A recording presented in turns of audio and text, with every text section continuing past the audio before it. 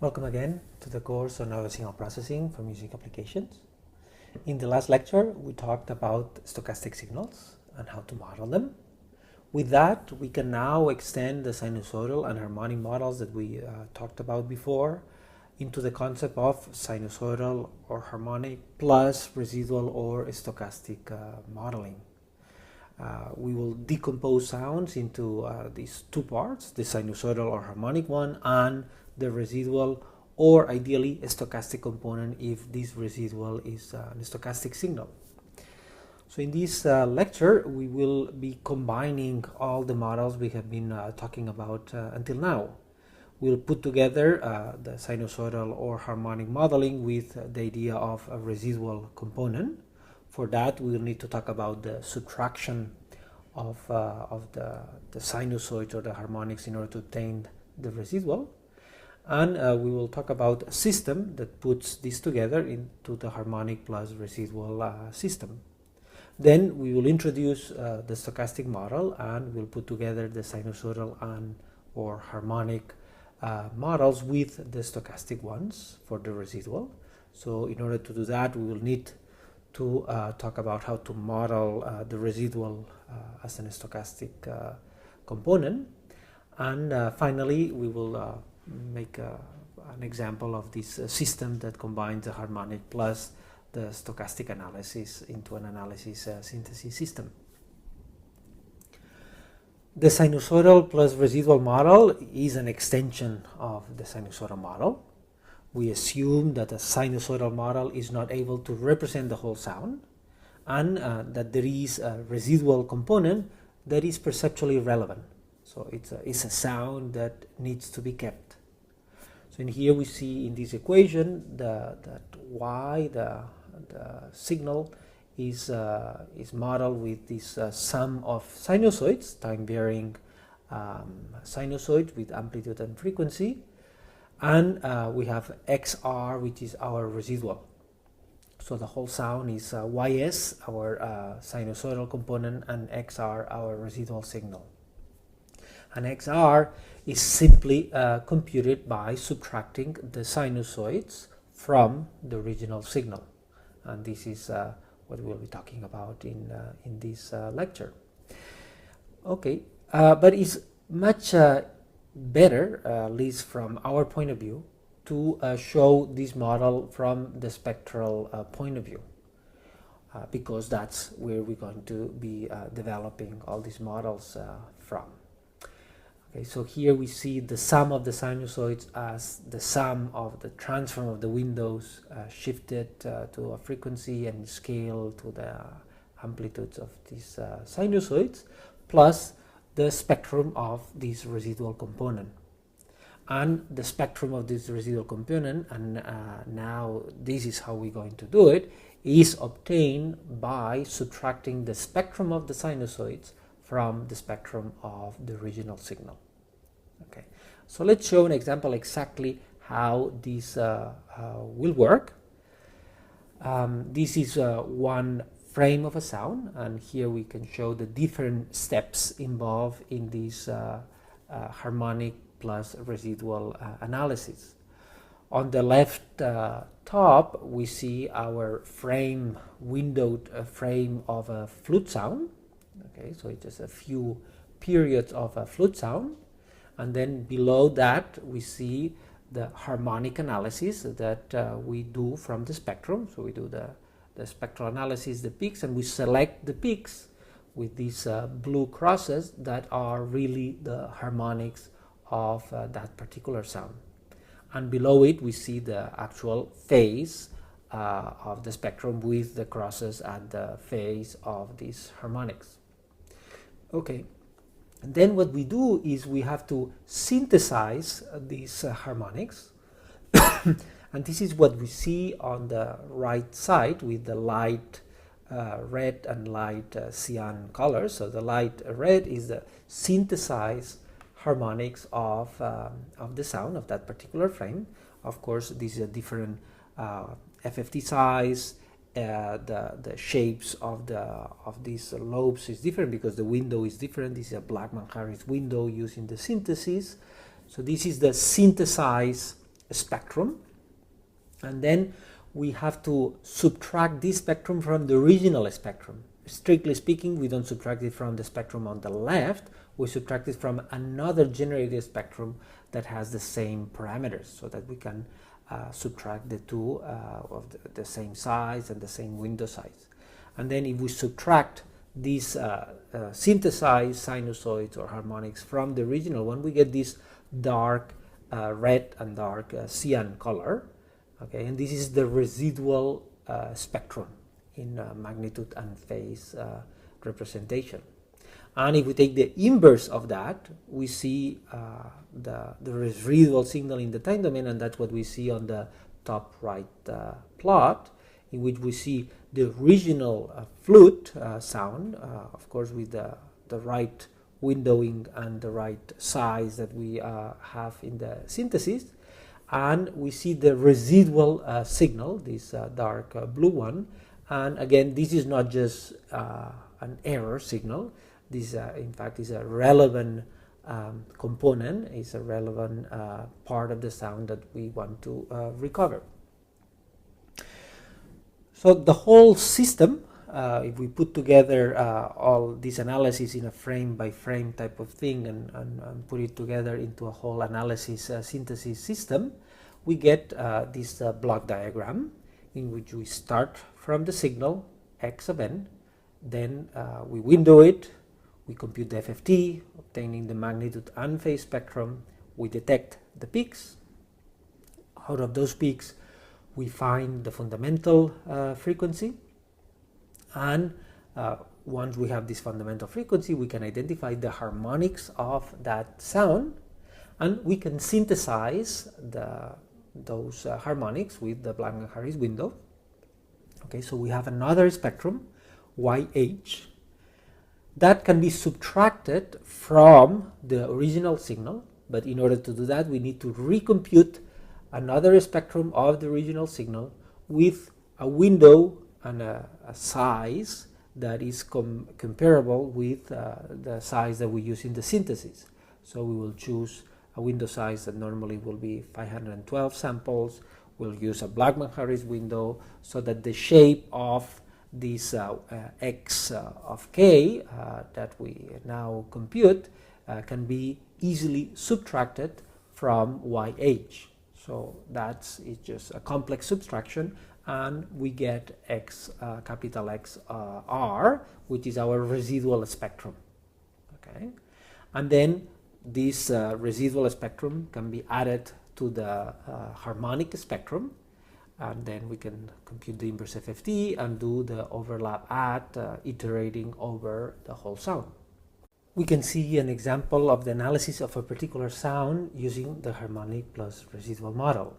So here we took the flute sound that we have heard before, and so on top we see the spectrogram of this flute sound, and superposed we see the harmonics that have been obtained. So let's listen to this harmonic synthesis.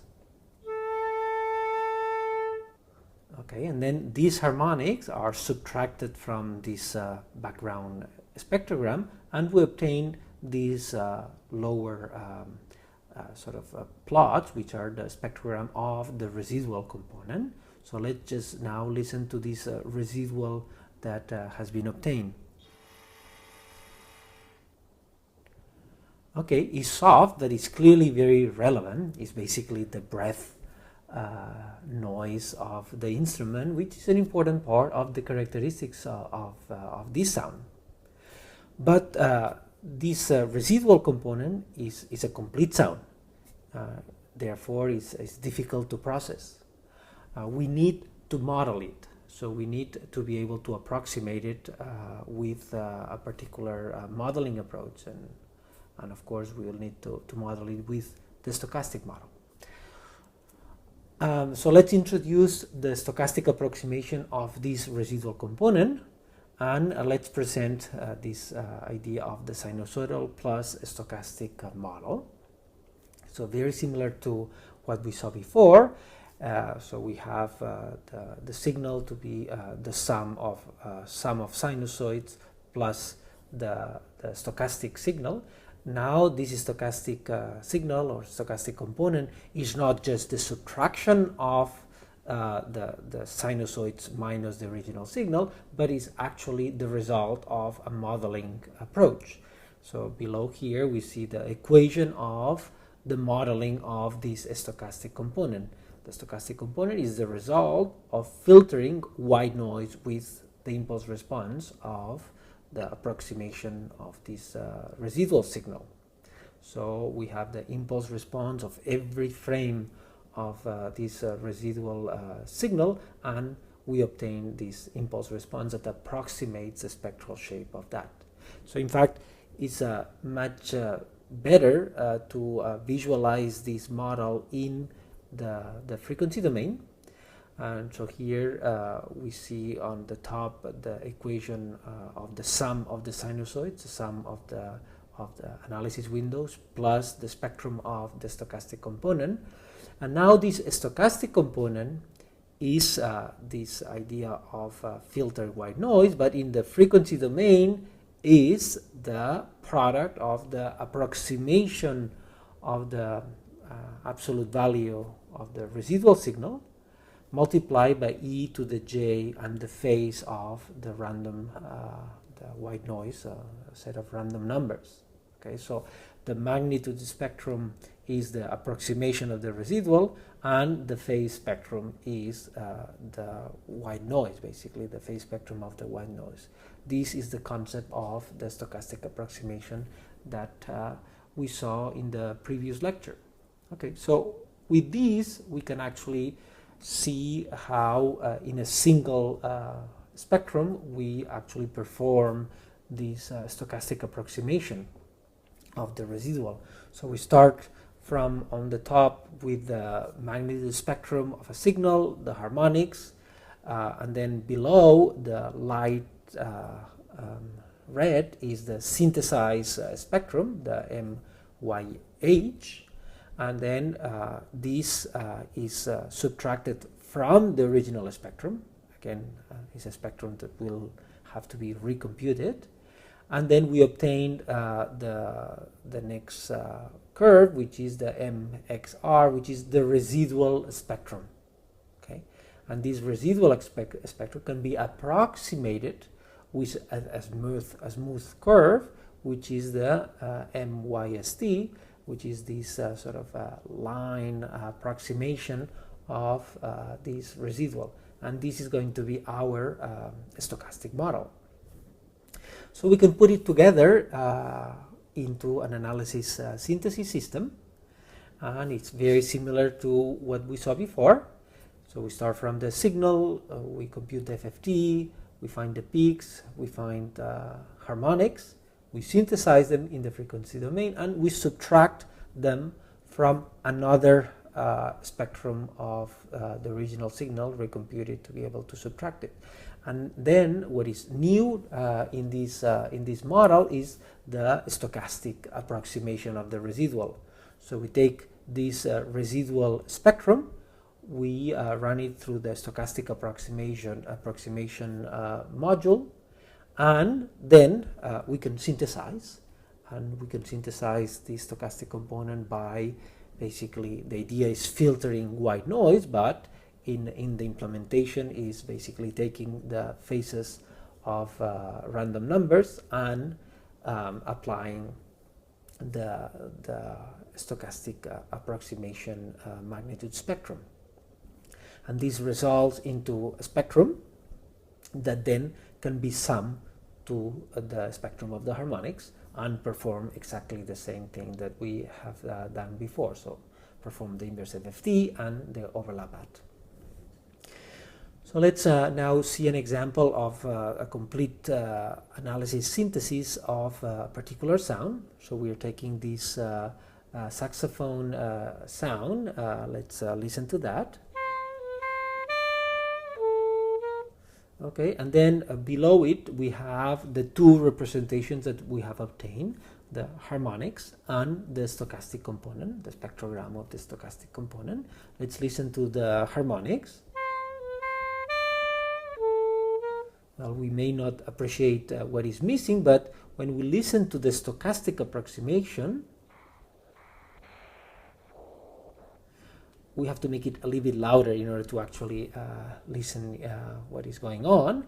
Well, with these two components, we basically have analyzed and modeled the original signal, and we can put them together and generate the synthesized sound that captures most of what is perceptually relevant in this sound. So for these topics that I discussed in this lecture, there is not that many references in terms of tutorials or sort of more introductory material, but there is quite a bit of articles that have been proposing different strategies to analyze sinusoids, obtain residuals, approximating the residuals, etc. So in this link that I put here on this the website of the MTG, I have kept some articles, well, quite a bit of articles that have been published related to these issues. So feel free to go there, and you can sort of find those articles. And that's all basically. In this lecture, we have covered the most advanced models that we will be presenting in this course. We basically combine all the previous models, developing a variety of analysis and synthesis techniques that can be applied to many sounds and for many applications. In the next lecture, we'll focus on how these models can be used to transform sounds. So I think we're going to start having fun and doing some interesting new sounds. So I hope to see you then. Bye-bye.